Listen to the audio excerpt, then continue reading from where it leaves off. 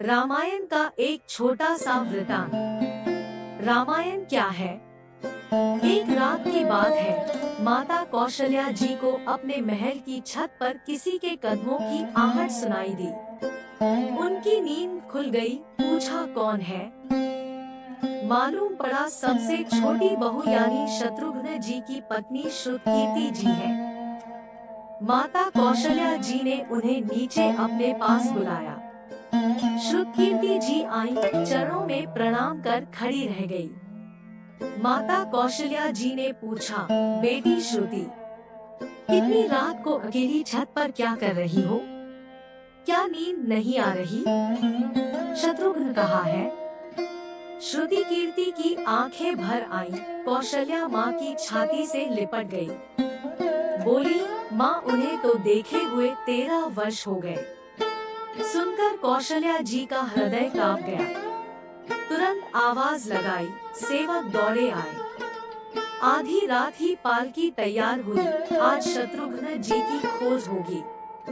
माँ चली। आप जानते हैं शत्रुघ्न जी कहाँ मिले?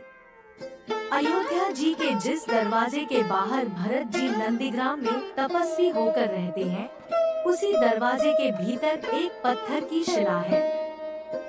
उसी शिला पर शत्रुघ्न जी अपनी बाह का तकिया बनाकर लेटे मिले। माँ शत्रुघ्न जी के सिरहाने बैठ गई। होले से बालों में हाथ फिराया तो शत्रुघ्न जी ने आंखें खोली। माँ उठे, चरणों में गिरे। माँ, आपने आने का क्यों कष्ट किया?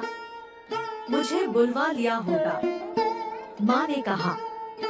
शत्रुघ्न, यहाँ क्यों? शत्रुघ्न जी की रुलाई फूट पड़ी। बोले, माँ, भैया राम जी पिताजी की आज्ञा से वन चले गए। भैया लक्ष्मण जी उनके पीछे चले गए। भैया भरत जी भी नंदीग्राम में है।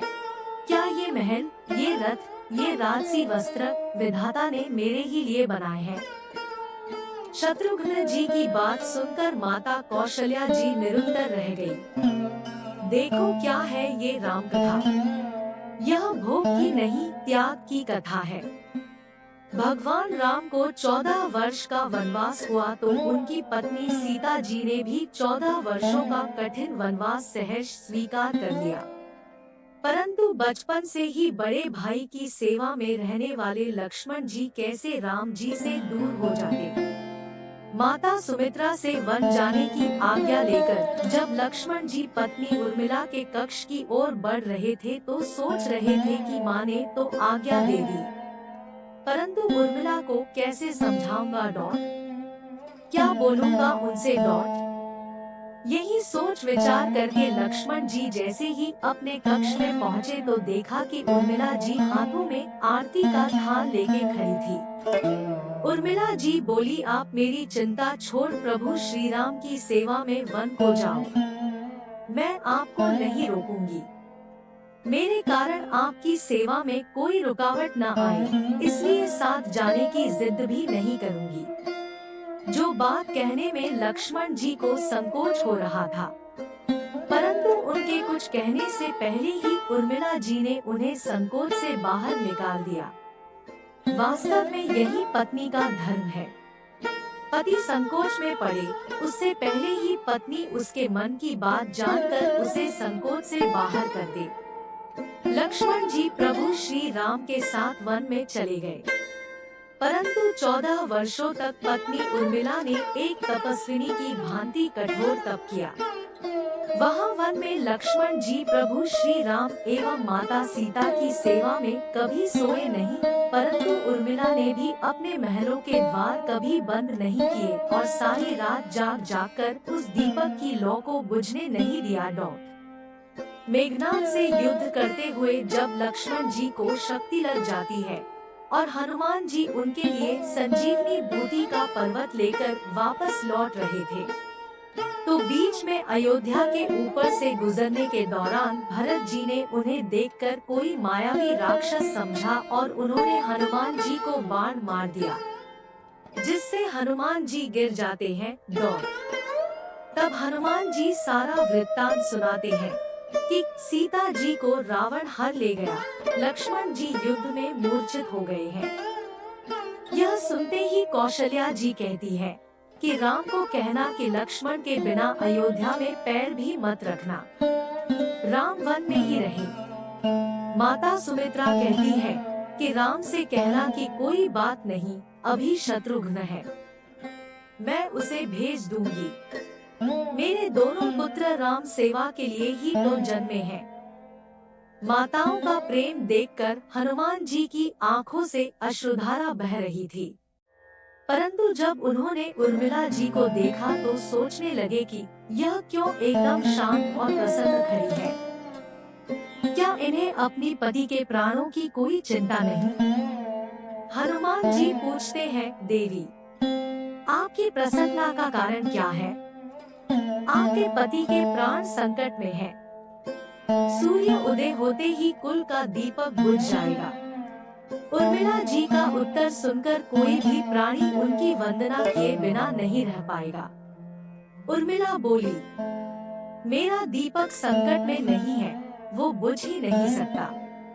रही बात सूर्योदय की, तो आप बेशक कुछ दिन अयोध्या में विश्राम कर लीजिए, क्योंकि आपके वहाँ पहुँचे बिना सूर्य उदित हो ही नहीं सकता। आपने कहा कि प्रभु श्री राम मेरे पति को अपनी गोद में लेकर बैठे हैं। जो योगेश्वर प्रभु श्री राम की गोदी में लेटा हो, काल उसे छू भी नहीं सकता। यह तो वो दोनों लीला कर रहे हैं। मेरे पति जब से वन गए हैं, तब से सोए नहीं हैं। उन्होंने न सोने का प्रण लिया था, इसलिए वे थोड़ी देर विश्राम कर रहे हैं, और जब भगवान की गोद मिल गई तो थोड़ा विश्राम ज्यादा हो गया। वे उठ जाएंगे, और शक्ति मेरे पति को लगी ही नहीं, शक्ति तो प्रभु श्री राम जी को लगी है।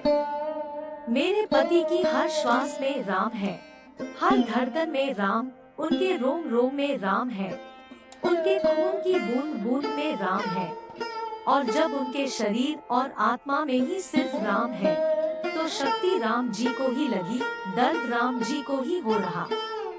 इसलिए हनुमान जी आप निश्चिंत होके जाए, आपके वहाँ पहुँचे बिना सूर्य उदित नहीं होगा। राम राज्य की नींव राजा जनक जी की बेटियां ही थी, कभी सीता तो कभी उर्मिला।